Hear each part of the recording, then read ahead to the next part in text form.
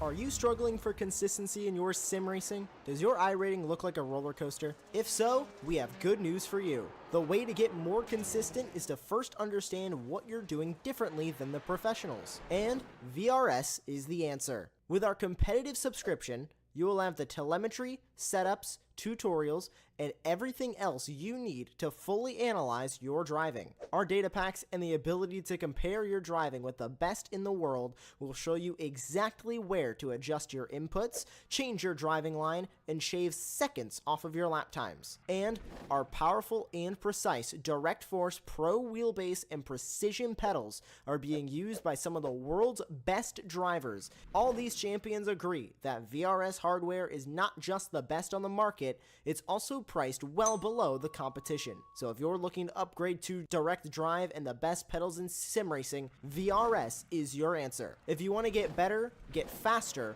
and make it happen sooner rather than later, you owe it to yourself to find out why so many people are switching to VRS. You'll be so glad that you did. Visit www.virtualracingschool.com and learn why the best use VRS.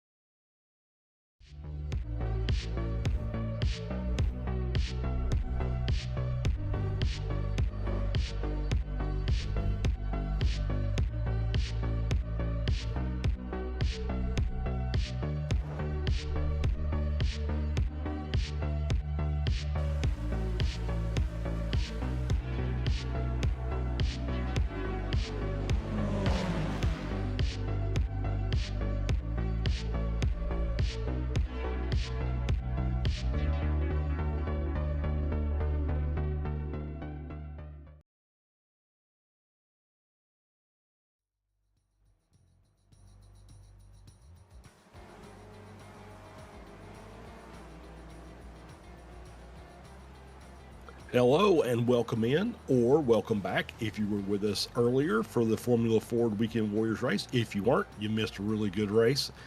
Big grid, lots of action on the track. So now we're back for part 2 of the Weekend Warrior Super Sunday with the SRFs taking the track at Summit Point again, along with in the production booth, Sumu Kumo turning the knobs for us, and as well as me, Charles Beauchel, and my commentary co-host, Sam Fitzpatrick. Sam, welcome back. We had a 43 car grid for the Formula Fords, and so we've upped the ante with 54 cars for the spec racers.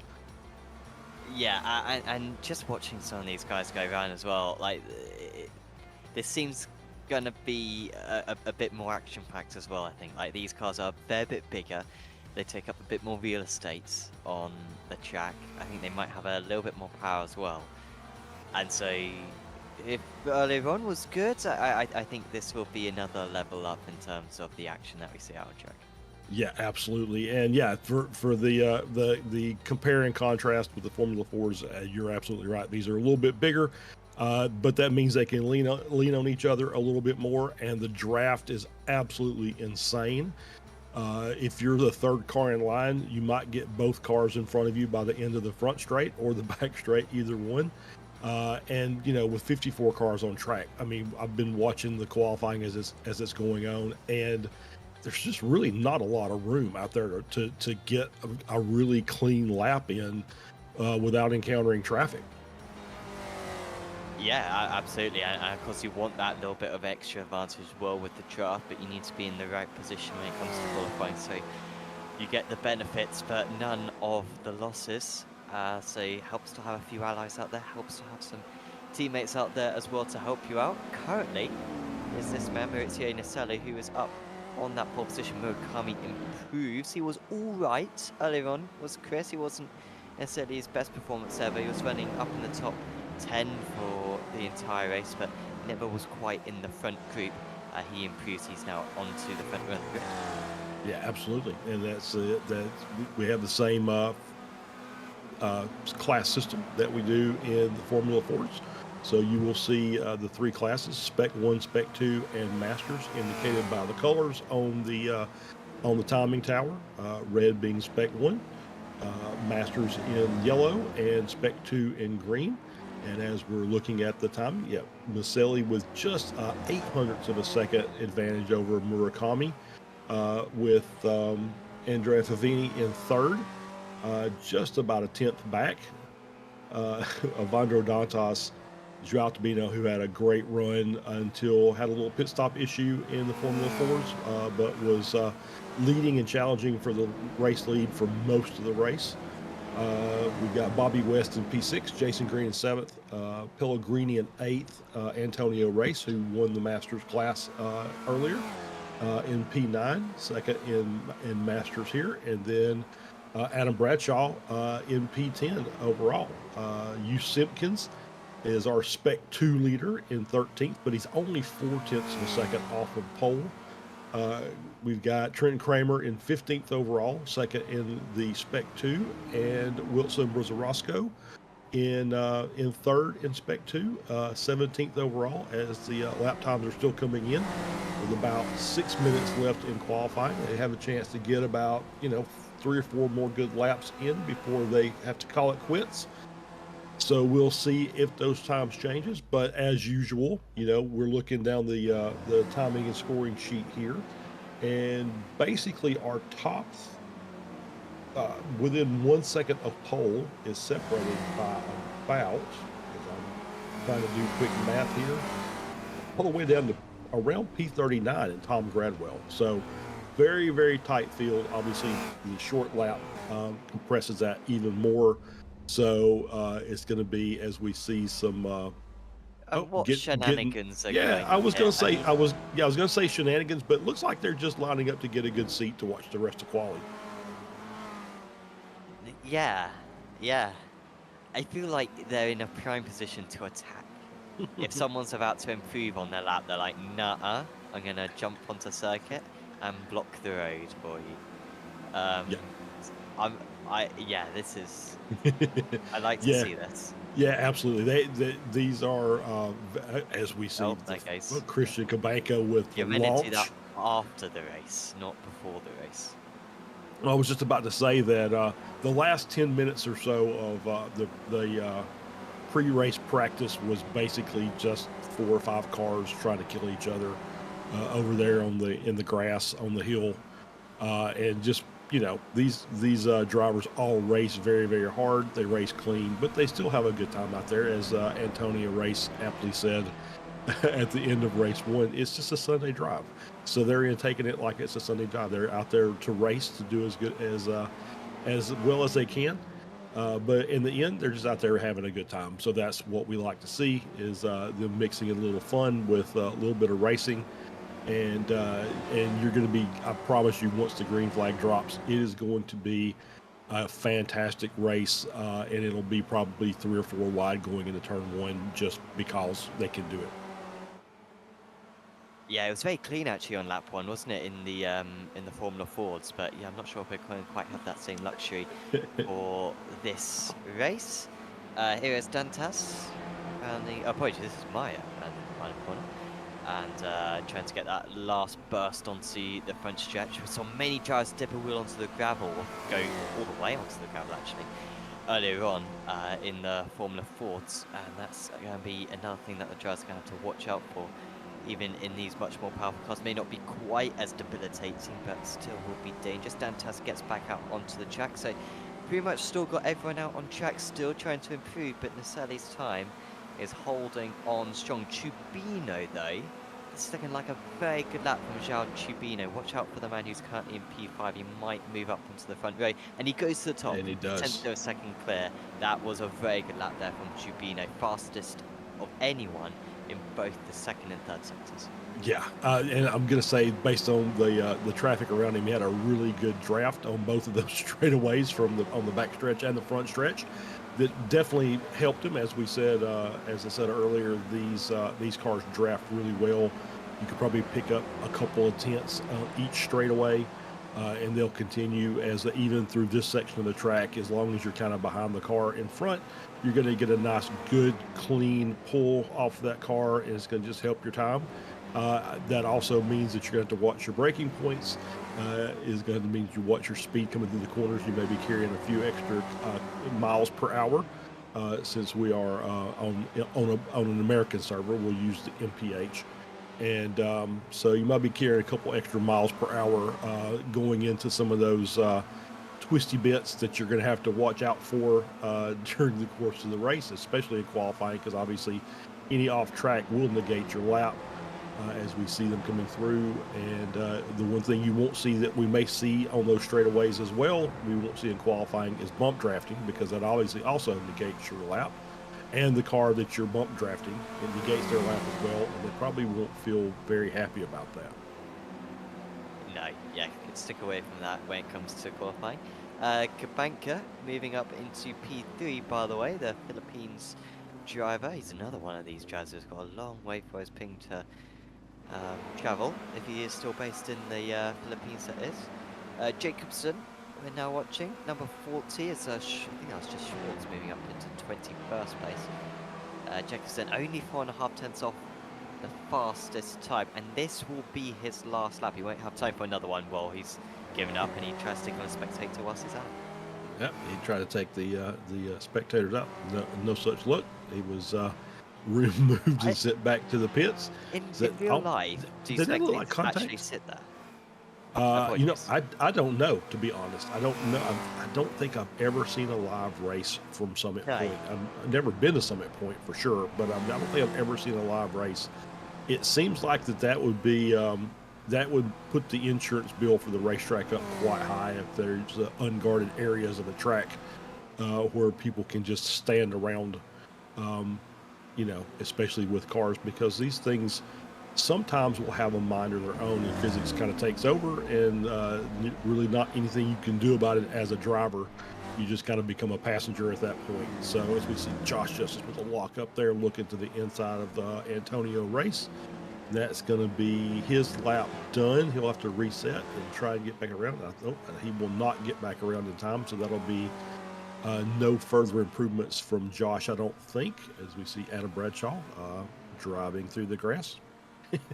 With a little call, you know, as I have the driver chat on, I had a little call from Stevie saying, "Hey, let's focus in for a little while. We've got a nice 40-minute race ahead of us. Let's not get too crazy too quickly." Yeah, I think he might be too late for that. Yeah, I think you may be right. Jason Green in his customary green livery, currently in P8. Yeah, this isn't going to be an improvement for Green. So, is anyone else out there? Jason Perry is crossing the line. Perry might improve here. No, sorry, maybe Perry went back to the pits actually. It was very close to crossing the line. Yeah, everyone else I think is done. So I don't think there's going to be any more changes here. Green will cross the line, but this won't be doubling the positions ahead of him. And he takes the nice launch and he goes to see the trees. There we go. And I believe we do have a couple cars on track, but I believe that is everybody's qualifying time set. So we'll be resetting here for the race session to start, and then we'll give you your starting grid.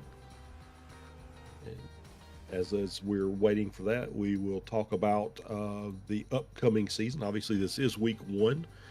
Starting our 11th year with the esports weekend warriors. It's just crazy to even say that out loud. You know, the last season was season 40, so this is now season 41. Christ, so just amazing the longevity of this, and to hear that, as well as the fact that we've got 50 some odd cars on grid. We did have 53 car set times, and I think there are actually 3 more that did not set time. So we gotta get started here on our starting grid.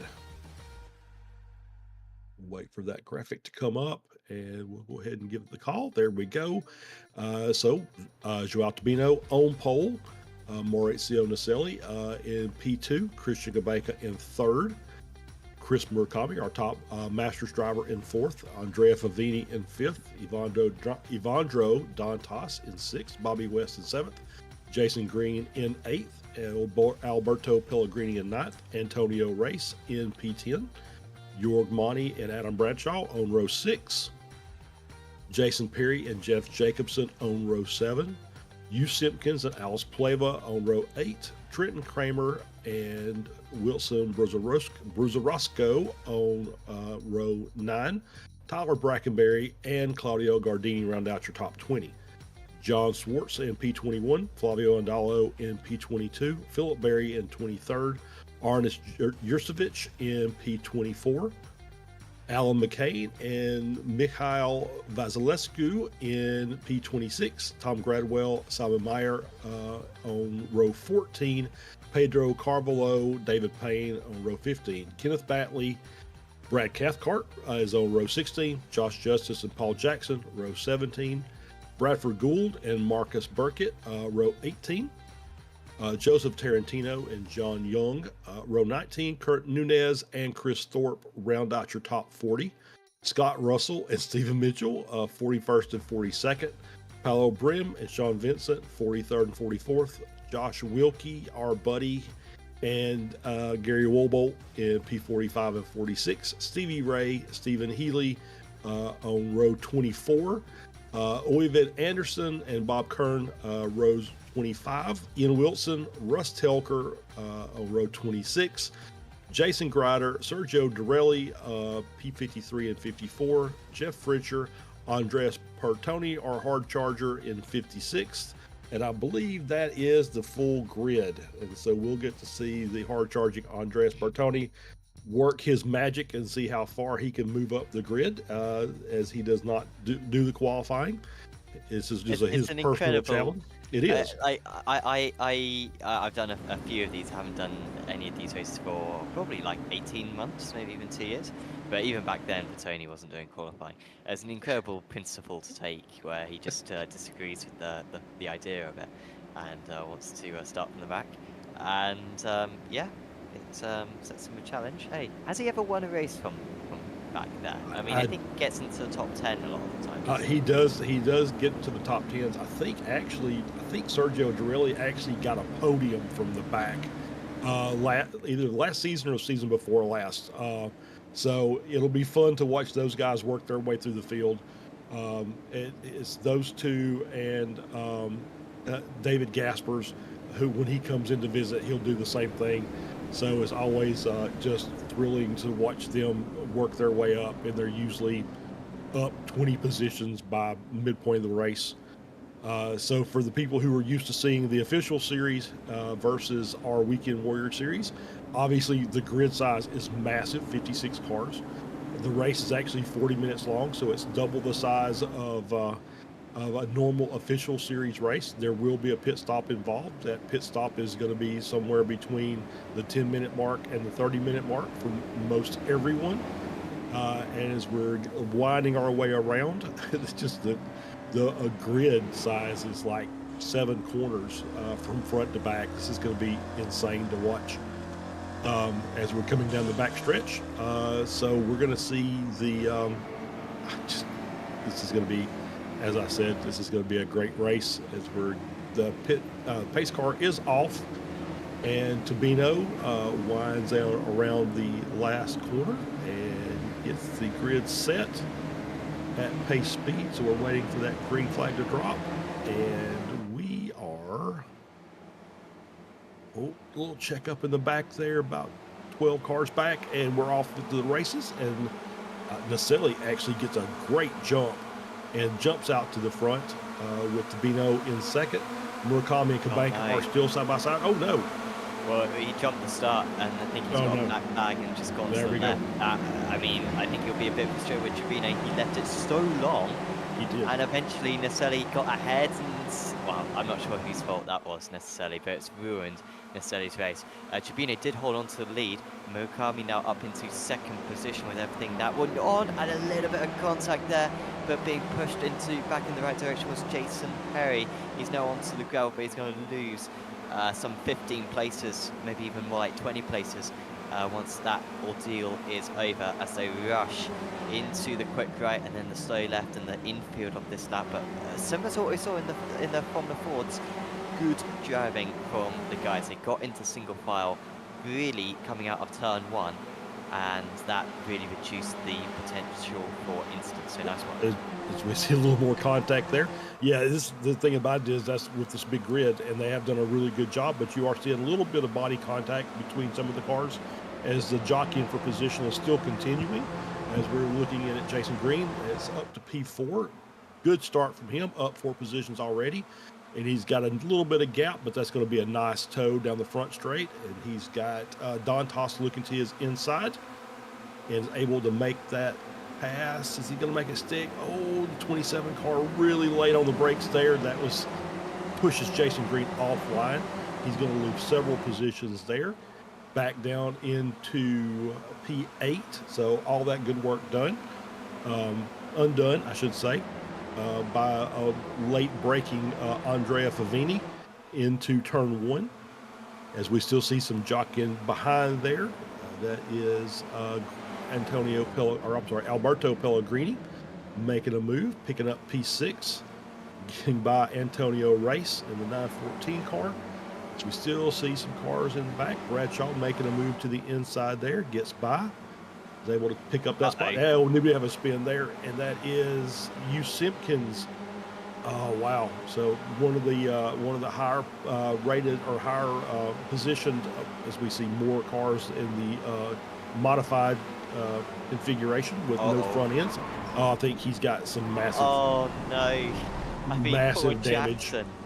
Jackson got wiped out twice there from Schwartz. I know he's frustrated, but there's no need to take it out on the other drivers, and Schwartz got absolutely demolished.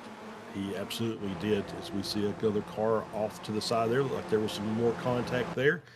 And this is the downside. It's fun to watch these big grids, but there's really just not a lot of room for maneuvering. Have to be very careful as we see Vasilescu off the pace and dropping back down in the grid down to P28. And now under pressure from, looks like the 197 car of Bradford Gould. It's going to hold on to that position for the time being. And yeah, we still see a lot of cars now. Simpkins had a lot of front end damage. He's going to be able to come in and get his fast repair, which they do have one allocated for the race. However, because he's stopping, what I would say is outside the pit window, as we see Gradwell rejoining the track from that off-track position there. Looks like maybe just a little late on the brakes, or too late on the brake coming through that tight left-hander. It was the Schwartz the replay rejoin. for Schwartz. Yeah. I don't know what he was trying to do there, Schwartz, when he was getting out of the way. Whether he was causing mischief deliberately, but there was Simpkins. He was on the inside of the 4 machine, spun him round, and then it was unlucky for that other child. The 4 machine was Bruce Roscoe. Yep. So yeah, that's how he got involved. Maybe Schwartz, I think maybe the third car involved, who was initially unlucky to be caught up in it, and then that one was all his fault. Yeah, as I've done a lot more of these races, I try not to attribute malice to any events that happen on track. So just kind of give the drivers benefit of the doubt. We'll just say that there was maybe some hardware issues or something, or just for Schwartz, maybe just was trying to make up some ground. Maybe felt like he just got forced off and wrecked where he was not, was unintentional. So we'll continue on with the races. We're focused in on Pellegrini chasing down Jason Green. That's P8 and P7 respectively. So settle down up front. We got a little 5-car breakaway up at the front of the pack with Cabino, Kameka, Murakami, Dantas, and Favini, your top 5. Looks like about a 1 second or so gap back to race in P6. And it's a big train of cars there. Looks like at least 8. And then there's another train there. Another looks like 7 or so there with Andalo being passed now by the 20 car of Trenton Kramer. I'm sorry, and as well as the 33 car of Gardini, as we saw Andalo go wide and off track. So he's got to work that and try and get his momentum back up. There's so many things it's hard to keep up with everything that's going on the track with all these passes that are going on. as we're kind of focused in now on, there we go, Trenton Kramer, who is leading Spec 2 with Brackenberry and Berry, the Spec 2 P2 and P3 right on his tail. It looks like he may be getting held up just a little bit by Gardini in front. Gardini obviously with some front end damage, maybe slowing him down on the aero department. Can't really see if there's any issues with wheel damage or suspension damage, so it looks like it's just aero only. So that's going to make it, it's going to keep Kramer really tied to his rear end as they're working these laps, and it's going to be Kramer's job to try to find a way around and lead that pack around him. There's the bump traffic. Yeah, that's a good bump right there. And they'll be safe from the attack from the drivers behind. Good to see that all the Spec 2 drivers are nice and close to one another. We've something to see. One sprints away, there goes Tyler Perry. And he, as apologies to Jason Perry, and he very nearly managed to outbrake himself and hit one of the cars ahead, but he did get through. And after that, off track on lap 1. Really good recovery from Perry here to be able to get back into 17th place. I think he was down to around the mid-20s at one point, but you can now see 3 cars that will fancy his chances against up ahead. By the way, a little bit of an update on the leaders, because Chubino and Kabanka have actually got a bit of a break for it now. Murakami was in 3rd place, but he made a mistake at the start of the previous lap in sector 1 of lap 5, and that lost him, Fabini and Dantas the draft. It lost them about a second, and then they've just been falling back since. So we might be into a 2-horse battle here, unless Fabini and Dantas can really push each other along to catch up to those front guys. But, well, unfortunately, it doesn't look like they're working together at the moment. It does not appear that, as we see Fabini Dantas looking to the inside to make that pass. Yeah, is this going to be the thing? Is, as you see with that pass, it's kind of brought that group led by Jason Green up to the back of Murakami. That's going to bring that pack together, and if they stay nose to tail, the bigger pack, and you see it a lot in NASCAR, the bigger pack will eventually end up tracking down those front 2 if those front 2 start battling side by, especially if they start battling side by side through any of the corners. As long as they stay nose to tail, they've got a pretty decent chance of maintaining that gap, but the bigger that pack gets, the easier it's going to be for those guys to work together, bump draft, and close that gap down.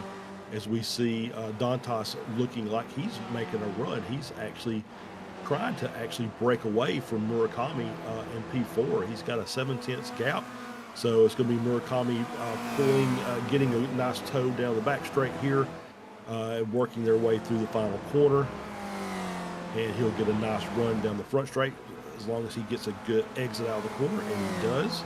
So he should be able to pull some of that gap back down, and we'll see if those cars, so we still see them fighting in the background. Looks like that's Race on the inside of Green, trying to work his way around as well, and is able to make that pass stick. So he's moved up a spot. He's now up into P6 overall. So now Green will be looking to see if there's, as soon as Race slips up, he'll be looking to work his way back around. Otherwise, they'll continue this long train that looks like it's got about coming up on about 10 or 12 cars in it now. Yeah, going all the way back to certainly Jeff Jacobson in 13th position. Then there's a fairly sizable gap back to Gardini. 4.5 seconds or so. I mean, even when you look at Jacobson, whilst there's now the gap between second and third, Jacobson only 6 seconds off the race lead. There is Gardini. Ooh dear. Joshua Justice taking a big cut track there. I can't remember what the penalty for that is, but he's going to be in the way. Gets out of the way, that's all right. Yeah. Will that lap count? Like, what is... That's a stop go, isn't it? I don't know if that's a stop go or if there's a time penalty, but he is definitely coming into the pits. I'm sure he got a black flag. That was a pretty massive cut. He cut 2 or 3 corners off the infield there. So he'll be coming in for his pit stop, and it's at the 10:45 mark of the race. So that's going to be really close to being able to make it to the end. So even if he has a time penalty involved in that, he still might have a decent chance of picking up some positions before it's over. Yeah, Yeah, I imagine that'll be like 40 seconds or something, that penalty. Like sometimes, I imagine what's happened is that he's had an instant, he's gone so far off that he's cut the track, and he's just ended up having to cut it. Like, it's not a case that he's done it deliberately, but if anyone who's watching along thinks that. You know, I think it's just a case that, yeah, he's been pushed off and then has to commit to it. Stephen Healy has had his own issue and needs to wait for the pack, and you've got a gap now. No, you don't. No, you don't. Well, there's no car. But, okay, well, now you've got a gap. Yeah. Oh, as we see another car off in that same area there. It's at that very, very hard braking zone into that no-name left-hander that you mentioned in the previous race. So we'll mention it again now, and that's dropping him down to P31. So he's going to have a little bit of work to do. As a matter of fact, it's no name, and there's no name on his livery as well. So I have nightmares about that corner. I did, so when I joined iRacing, I was poor because I was a young person. I was only 15 years old, and so I just did rookie masters for like the first 3 months on iRacing, and many of those races would have been at this track. And rookie masters, that corner's lethal because you're driving there, someone bombs it through the right-hander, they dip a wheel onto the grass, and then they can't stop for the left-hander. And my awareness to this day is improved because of all those cars I had to miss at that single corner, because every other lap I'd have to be missing missiles around that part of the circuit. And now my mirror awareness is, I think, better than anyone else on this service. There you go. And yeah, that's I think I've had the same nightmares about that corner, but I think not necessarily mods. I think Ferrari fixed, because it does a lot of racing here, and it's, you know, before the changes to the off-track friction modeling. Yeah, you get off in the gravel or in the grass there, and you know, you're just a passenger at that point, as we're seeing the battle here between Jason Green and I believe that is Pellegrini moving up. So that's you know, nice move, standard move on the inside there, as they've got the 27 car kind of pushed out wide. That's Favini, so he's going to lose 2 spots, maybe more, as Antonio Race is looking, but does not get a chance to make that pass stick. And so Pellegrini's going to settle back in P7, and he'll now looking around Race and Murakami. Sorry, that was Favini, not Pellegrini. Sorry about that.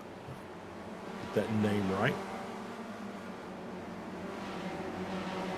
And that is actually, yep, go ahead. Yeah, like they're still all, stuck behind Dantas. And this pack seeing fairly similar, still back to Jacobson. Because many of these drivers will be signaling lots of fuel, and that's something that we saw really important in the Formula Fords earlier on, and it's always important in this type of racing. Not necessarily so much around this circuit, like I think at like Road America, it's a little bit more significant. But there's still a couple of braking zones here, and that's where you save the fuel, along with, of course, just having to apply less throttle when you've got the draft. You're on the throttle for less time down the straights. You're not having to deal with the air resistance quite as much. And we'll save fuel, as Favini has had an issue. Oh, yes, and he has collided with West, and someone else, I think, has lost their bonnet, and they're still colliding. And Bobby West will be pretty frustrated with that one. If they have got damage, and certainly seems like Favini's got damage, he will at least be able to get back to the pits on this lap, take that faster pair, and get back out on circuit and finish the race. Yes, we get the replay here from Samuli as looking down, and that's Murakami, I believe, looking to the inside. Oh, and no, just Favini lost it by himself. Yeah, just lost the car on the outside there, and nowhere for the 46 car of Pleva to go, as West as well. Favini is still, I think, oblivious to the fact that West was on his outside and was still making contact even after they were all headed in the right direction. So now it's a matter of seeing Josh Justice looking to see if he can get by. Obviously, that car is going to be way down. Both of those cars are going to be way down on top speed with the modified aerodynamics features that they have on their vehicles. As we see them coming out into the pits, that is Pleva and Favini, both coming into the pits as we see Bobby West looking to the inside of Josh Justice. Nice push from behind from Gardini, and that's just hanging Josh Justice out on the outside there. As well as, I believe I saw Brackenberry in there amongst all that. Yeah, I think he was one of them. He's right in the mix of that pack. Move a little bit further forwards. Dantas made a break for it now. It's now 1.2 seconds closer. He's in a safe P3. And it's left these guys to continue battling against one another. It's now just about down to P10. It was previously down to 13th, but as we had that 3-car collision on the previous lap. And Murakami holds on, but I feel like he's just going to be a sitting duck. And of course, this is for the lead in the Masters category. And Vers will most likely be able to move his way past come turn 1 on the lap 14 that they're about to start. As into the pits comes Green. He didn't fancy battling with those guys any longer. Yeah, that's another race that Green is coming in seemingly earlier than he normally does. So he's looking to see if they can get that undercut strategy to work for him today. As we said, as you said, yep, Murakami and Race battling as we just say that. Murakami back on there with a spin, a slide. That is early in the straight, isn't it? Yeah, that's Murakami and Race both off the pace and dropping down the order down to P8 and P9. I'm wondering if that was maybe a bad bump draft, as maybe we'll get a replay there, but maybe the cars weren't connected, or maybe it was a late block. So as we're seeing them coming down the front straight, Murakami the lead, Race behind, they move, and I think that's exactly what it was. I think it was Race deciding to go to the outside and just wasn't quite enough room and closed that gap up too much, made contact with the left rear of Murakami and sent Murakami for a spin. So they've both dropped down. That gives the lead to Jorg Monty in the Masters class, who's now up to 5th place. And Adam Bradshaw is in P7 overall and gets him P2 in the Masters class. To go down, Tyler Brackenberry is in P12 overall and is leading Spec 2. Pedro Carvalho is in P18th and is 2nd place in Spec 2. And then Batley in P20 is 3rd in Spec 2. So that is your Spec 2 podium as it sits now. Saw Joshua Wilkie come into the pits. He's had a good run. He was up to P19. I was going to mention him earlier. Yeah, he had a great run. Started a little further down, but able to work his way up. Was up in the top 20. For those who don't know, Josh is one of our producers here, and did the Formula Ford race just a few minutes ago. Decided he liked this. He liked producing this series so much he was going to go out and actually drive it. So he's dropped down to P38 now, but he's got his pit stop done and dusted. So as other cars cycle into the pits, we'll see how many positions he can gain. And we told him that we would be the ones to commentator curse him if at all possible. So if his car just explodes as he's driving down the straight here, it will be because of us. Absolutely, yeah. How was his pit stop time? 16 seconds, a bit longer than the others. A lot longer than the others. About 4 or 5 seconds extra fuel that he put in that car. So, yeah, putting a little bit too much in, but I don't think that'll make too much of a difference come the end. As Marnie's got past Pellegrini again. Bradshaw has just got past, I think, Jacobson and Pellegrini. Bradshaw's had a terrific run there. Tarantino into the pits. Yeah, I'm going to say based on that either that was down into turn 1 and Pellegrini just was the lead car there and they just drafted past him, or maybe he was a little off somewhere off the track. But based on where they're saying, I'm going to guess it's probably turn 1. So they're coming down into that hard left-hander and safely through. So yeah, it's Bradshaw obviously having a great race as well, up 7 positions, as well as Monty also up 7 positions.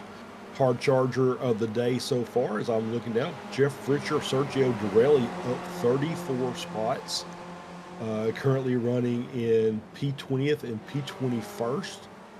So obviously having a really good run. I think both of those guys started near the back of the pack. Obviously, they did with Dorelli up 34, and it's sitting at P20. So they were in the 50s when they started this. Let's see, our normal Andres Bertoni only up 26 positions, so he's obviously slacking. Well, he is 1, 2, 3, 4, 5. He's 6th out of the drivers who have pitted. So I think in reality, he's probably put him in the top 20 at least at the moment out on track. So yeah, there's a fair amount of gap that he's got to catch up to though. He's 12 seconds off green, so he's probably going to be about 20 seconds off the lead when all the pit stops are sourced out, I reckon, is Bertoni. Oh, as we see the car around, there's Payne around. I will say that Fritcher has taken his pit stop, so he's dropped out of that high position along with Dorelli, and he's going to be coming back out somewhere around 40th position. And he's going to be in a battle with Jurcevic and Tarantino, as we see Ruben Anderson around as well. See, lots of little solo spins there in turn 1. It's kind of interesting. Just maybe people just carrying more speed than they think that they're actually carrying, and it's just these cars obviously not a lot of aerodynamic grip. They make a lot of their grip off mechanical grip off the tires. And I think that maybe just asking a little too much out of the car at this point. Yep, yeah, that's true. That's true. Bradford Goulds safe into T1. See a few drivers come out of the pit. So Burkett up ahead of Green. So Green's still leader of the drivers who are pitted, but this is pretty dangerous. It's always a bit of a scary scenario. You're putting a lot of faith in the 2 drivers on your inside, but Green should get the better exit, and this is an important move for him to make in order to continue the strong lap times that he's been putting in. Pellegrini is behind Green, so I think when everyone comes into the pits, so what happened there? Did someone's bonnet just fall off or something? I'm not sure, I wasn't watching it properly. But I think when everyone comes to the pits, I think Green might be up into P4 here. He won't quite be on Dantas, but considering where Pellegrini is, could be looking very good for Jason Green when everyone comes into the pits. He's really had good pace since his very early pit stop. Yeah, it really has. He's always done a good job. He's always got good pace, and he's done a very good job with his fueling. I was looking at his fueling time. He was stationary for 12.95, so it was a little higher than most of the cars out there. As we see, that was Burkett coming into the pits, so the Welsh Dragon needs a little drink. So we'll drops out of this little battle here between Green and Dorelli and Pellegrini. Yeah, Pellegrini nice and easily passed, very quick, and can stay in the draft for Green. I must admit, I saw that there's a guy called Tarantino in the and I have been trying to think of Tarantino puns for like the last 10 minutes, and I'm really not getting anywhere. So I don't know if that's a common thing that Tim makes puns about Tarantino, yes. or what? Well, I don't know. Well, Tim makes a lot of puns, but not necessarily about Tarantino. Okay, I'm looking to see if there's anybody named Bill. In the server. Yeah. I mean, if he does collide with a person called Bill, then that's easy stuff. I was also thinking if he finishes in 2nd place, then he will be the bridesmaid rather than the bride. Oh, there you go. That's a good point. But unfortunately, he's not in 2nd place, so we need to wait for that week, and I trust that you will use that when that day comes around. Yeah, I will absolutely try and work any Tarantino reference in that I can. As we're seeing Antonio race in the pits, so he's relinquished the Masters lead to Adam Bradshaw, who is still running P4. That gap up to the leaders has grown. It's almost 5.5 seconds now from Tabino and Cabanca back to Evandro Dantas. And then there's a further 4.5 second gap back to Bradshaw. So these guys are in really good positions. So it's going to be Bradshaw with the clean air. He's going to have to work, set his best times now that he's, unshackled from race. And see if he can just kind of manage that and maybe work the overcut against Race and see if that works it out for him. Brackenberry up to P6, leading Spec 2. Obviously, we've got about, I think, looking at the timing score, maybe 15 cars that have yet to pit. So they'll be coming in probably within the next 5 minutes. So the next 2 or 3 laps, I think everybody's in. It's interesting that, let's see, that's the 33 car of Gardini is one of those cars that has yet to pit, even with all the front end damage. He said, I'm just going to ride it out and I'm going to stick with my strategy and see how that all plays out for me.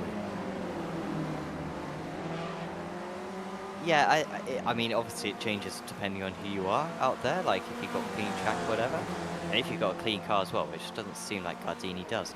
But generally it does look like it's quite a good thing for Gardini. If you've got clean air, then yeah, it's worth staying out, otherwise you risk getting stuck behind other drivers.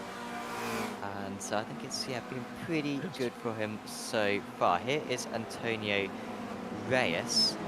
And this is a battle with Jason Perry, who has been in the wars really right from the get-go, has Perry, but went in for an early pit stop. And that is Reyes moving back past him, who of course had a collision, didn't he, Reyes, earlier on, if I recall correctly, with Murakami. Yep, absolutely. So that's why he's quite so far down the order. Hey, there's Murakami even further back, so impressive that Perry's got ahead of both of them. But yeah, that spin that they had really did cost them bad. As Bradshaw has come in from the Masters lead, I'm not sure if he'll hang on to it or whether Marnie will overtake him. I imagine Marnie will. Yeah, it's going to be very tight looking at the pit time, but I think you're right. I think Monty is going to be successful in picking up the Masters lead. Excuse me, sorry about that. As we see the back underway. Maybe Bradshaw. No, Marnie is ahead, but not by a big margin. Oh no, maybe he's not. No, he is. Yeah, he will. Yeah, he'll get the run here. It was close. It was close. I will say this: Bradshaw will be in a good position to just kind of stay on Monty's tail. Maybe have a battle with him before it's all said and done. He's well in the draft range for this in this little pack of 4 cars with West, Monty, Jacobson, and Bradshaw. So yeah, as long as he stays here, he's got a good chance of having a really good run today. We don't really talk about Adam very much, but obviously having a really like Summit Point and having a good run. As we see Tabino into the pits from the lead, Dantas came with him. That leaves Kabanka out by himself, and that's Gardini as well.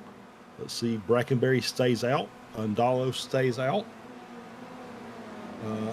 See if anybody else is coming in this lap. I don't see anybody. Meyer is passed. Brad Gould goes by. So Kabanka inherits the lead as we see Tabino coming out of the pits in P6. Didn't take tires this time.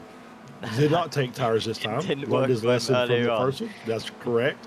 So as we see more pit stops. So I think, with 29 and a half minutes in, I think as we, what was that? To the 250 car? Was who that was? No, was that Dantas? Did Dantas make it? No, 260. Oh, no. Was Telker. Yeah. Okay, so, yeah, I'm assuming a lap down.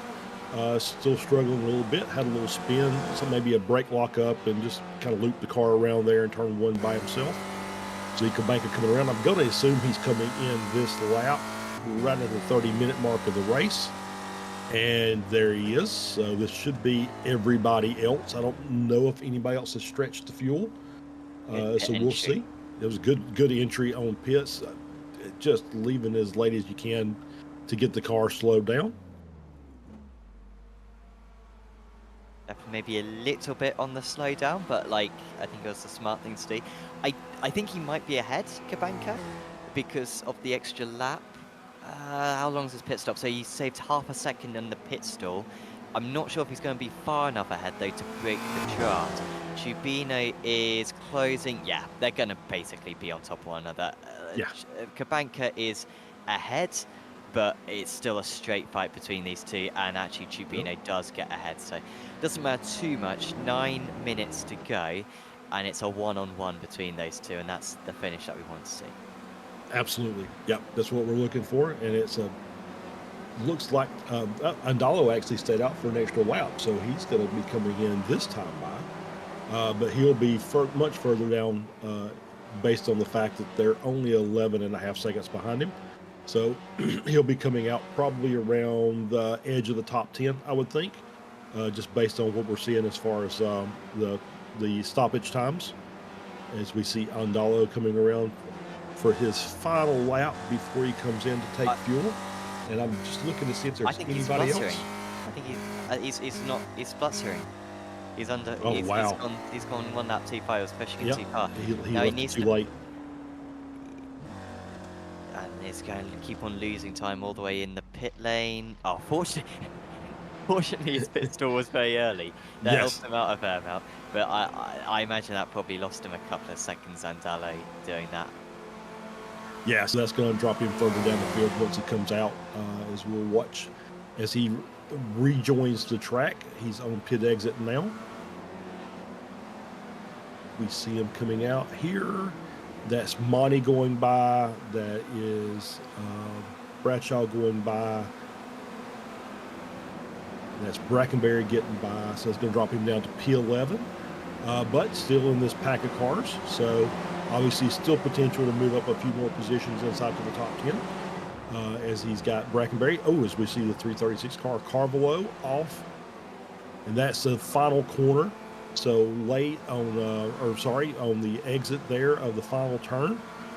Just kind of looks like he just carried a little too much speed through there and got into the gravel and grass. But that's going to drop him down a little further. He's all the way down to 29th.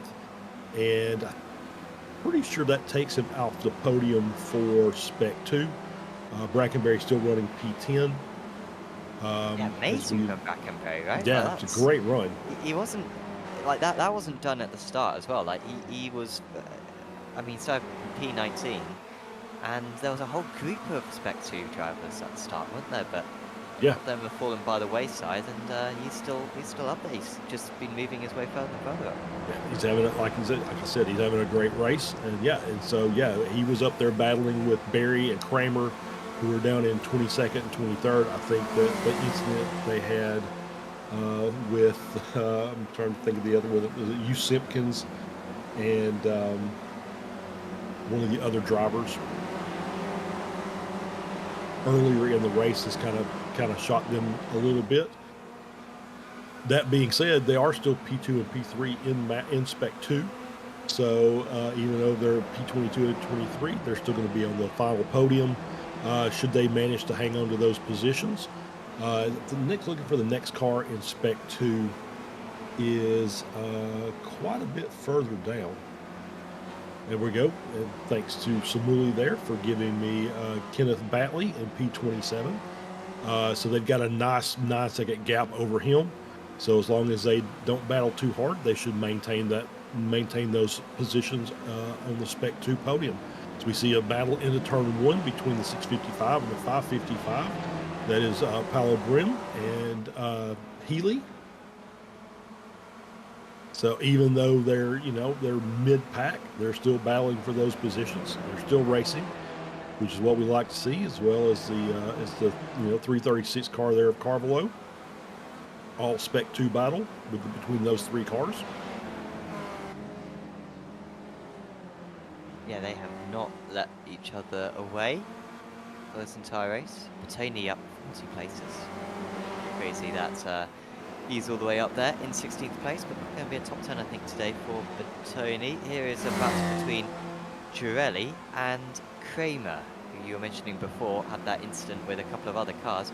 On that last lap, it was actually Kramer lost the position, and it was quite a slow lap from Kramer, so I don't know if it was a mistake or whether it was just a part of being overtaken. But yeah, now in 24th place. Been a couple more changes between the top two, by the way, Kabanka and Chibino, but they're just sparring with one another at the moment. And you want to be, I imagine, second place going on to the last lap and then pass them at turn 1. But I wouldn't be shocked if maybe they go for a move instead at the final corner. Maybe even the run to the line is a possibility here. I think that you're absolutely right. I think that that's the strategy will probably be as we see them just kind of drafting down the front straight. Don't know, as long as there's a car in front, it's going to be difficult to be able to make that run after the final corner. So yeah, maybe that lunge into turn one is going to be the pass that wins it. But you know, knowing these guys, they're going to battle. They may be side by side for the entire lap. Just never can tell with this group of guys. Tabino and Cabanca having a great run. They've got a 9-second gap over P3. Avandro Dantas, who is the final car on the overall podium and Spec 1 podium. So we see them just eat the curbs up there, trying to keep off each other. Just great side-by-side battling, and they're still going at it as we're getting through the tight section here. Let's see the 28 car wisely just moving over and getting out of the way. So great job by that driver to move over. I hate to say he, because we do have the occasional Megan Overstreet in here, so I don't want to get in the habit of just, you know, giving everybody the male pronouns. So we'll just say drivers if we can. But yeah, so great run as we're 3 minutes left of the race. I think there's going to be 2 laps to go this time by. I think if my math is correct, it's going to be somewhere around there. I think that's going to be right. Yeah, 3 laps to go. 3 laps to go. Yeah. And Chibino marginally ahead, but Cabanca just underneath, but then Chibino will get the better exit and get the side draft as well. I'll be able to power back ahead. Of course, the amount of traffic that they have up ahead, I think you spotted it earlier on in terms of, if you've got a car ahead, then it is tricky to get the run to the line. So whether or not they got clean air could be an important factor on that last lap, and at the moment it's looking pretty clean. They've just got 1 car up ahead. Dantas might be overtaken by Pellegrini, or has he held on Dantas? Here they come, right to the perimeter of the circuit there. Was Pellegrini. He's got the inside for the left, but it'll be the outside, and you cannot go around the outside around this one. It's a bit more cambered on the inside of the track. It's a much shorter route, and he's able to stay ahead. So still, Dantas up ahead of Pellegrini. Green with a really good run. He's just really come on stronger and stronger as Green as this race has gone on. Up there in 5th place, then that little bit of a gap back to West, and still Marnie leading the way out to the Masters Jars, but not totally got Bradshaw covered up. No, not totally gone yet, as Bradshaw is still hanging around back there in P9. He's only about 0.8 of a second behind Monty. And the more those guys fight up front, the closer that second group is going to get to them. And it's going to make that a much bigger fight as we see this 3-car pack. They're still side by side going down into turn 1. That's going to slow him down that much more. See Green just looking around now. He's going to put his nose in there and say, hey, maybe I want to get through here too. As making contact with each other going down here into turn 2.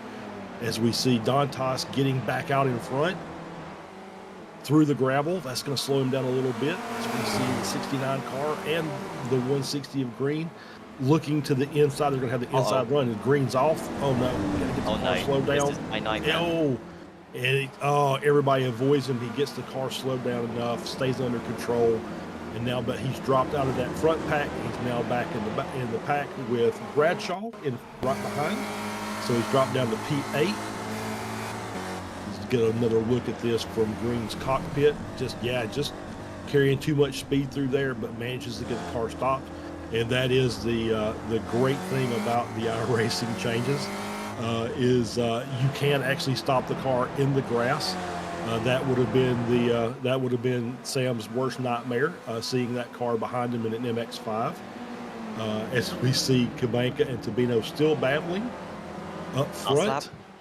Last lap of the race. Here we go. This is when it really matters between these two. And for now, it's Chibino marginally ahead. I think he should have this one through turn 2, but Cabanca doesn't agree. He's going to be forced onto the gravel. There's contact between the two of them. They barely keep it in the right direction. Now the back markers are going to try to start unlapping themselves on these guys. And for now, it is Chibino up ahead. And he's got a bit of a gap as well away from Cabanca, who makes up a couple of car lengths on the brakes. This one is not over, but it's going to have to be either the final corner or the run to the line if Kabanka is going to get the first race win of the season. Yep, and he's absolutely got plenty of clear track. There is a back marker, but I think he's going to be out of position. And so we get the final run on the back stretch here. Kabanka trying to close that gap and is doing so. He's right on the bumper. And that was way too much, way too hard into that corner. And Kabanka is going to come around, and Tabino is going to come out as well. And they're going to be almost side by side. Kabanka out in front.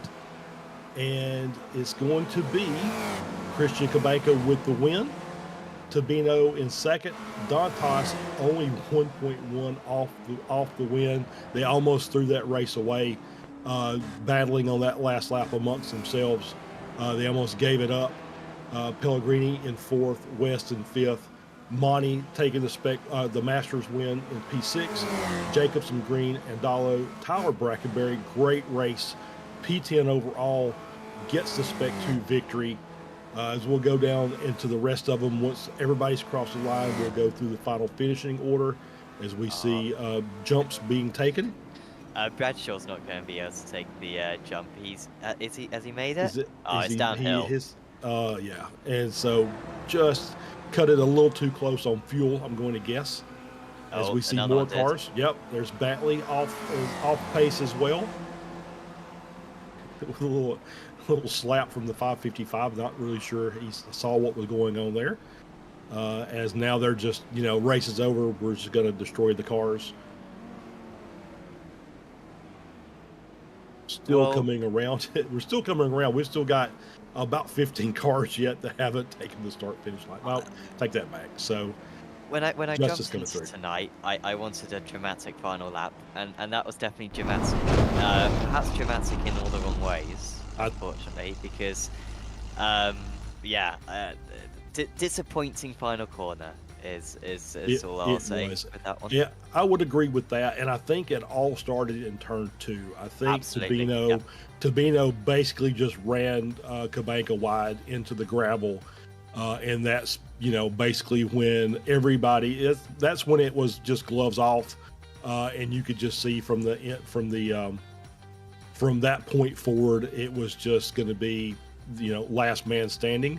As we get our final race results, Christian Kabanka with the win, Joao Tabino with second place, Avanto Dantas in P3.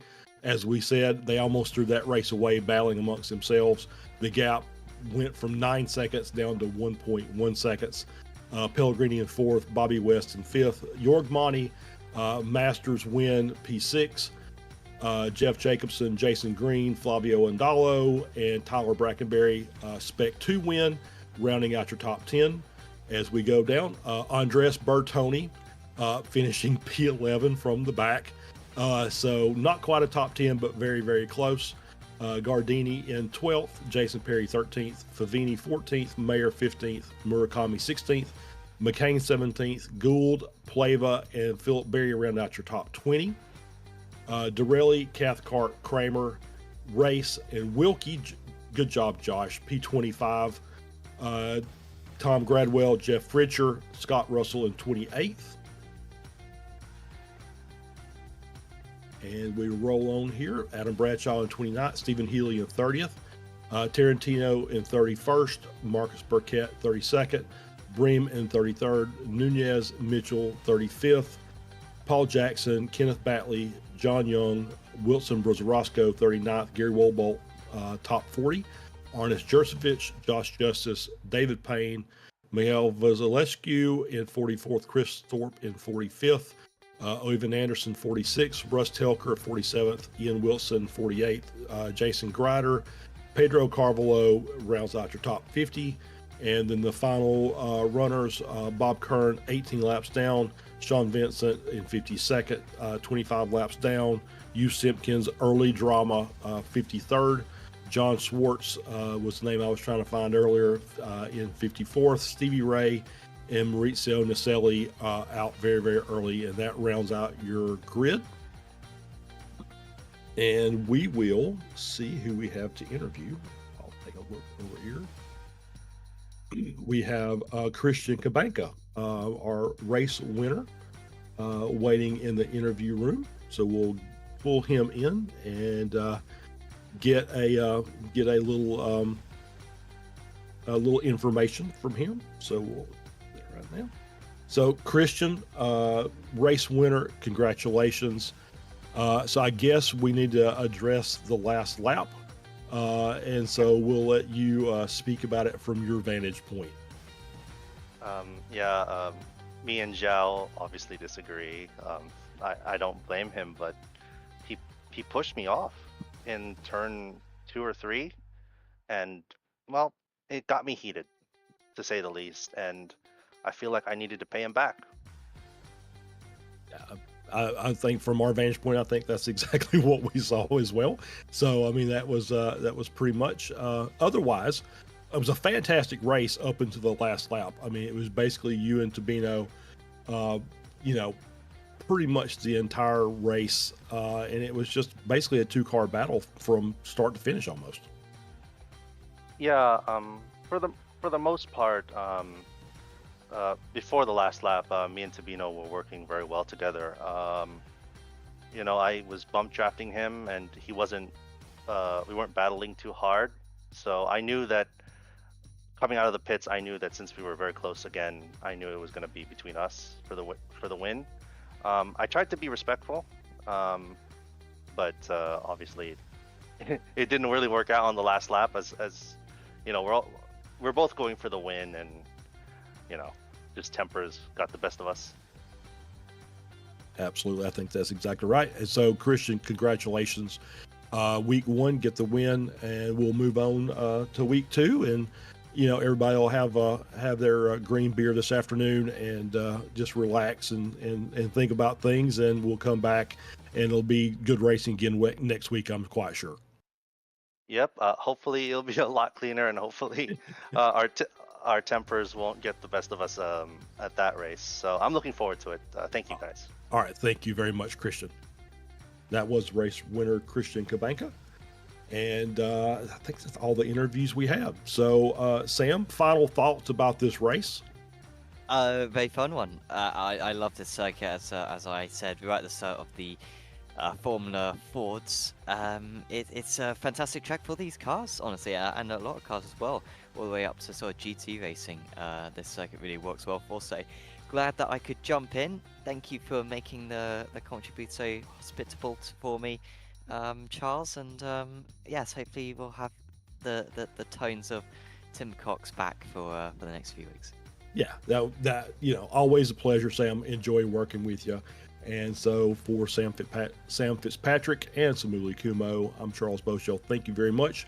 We will see you same time next week, as we will be at Zandvoort on the GP circuit.